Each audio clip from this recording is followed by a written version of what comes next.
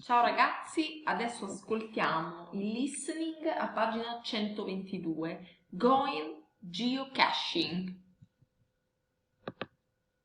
Unit 6, page 123. Exercise 2.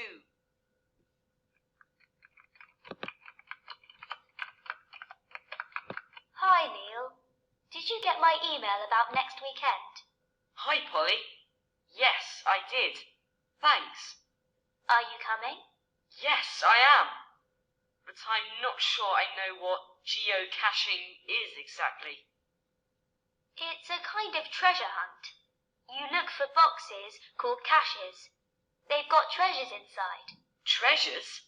That sounds interesting. Yes, but don't get too excited. It's usually something small, a trinket or a toy. It's something nice.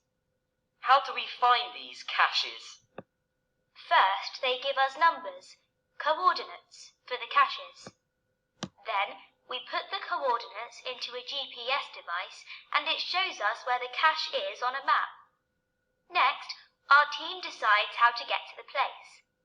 Finally, we go there and find the cache. It's fun because we try to get there first before the other teams find the cache. Sounds fun.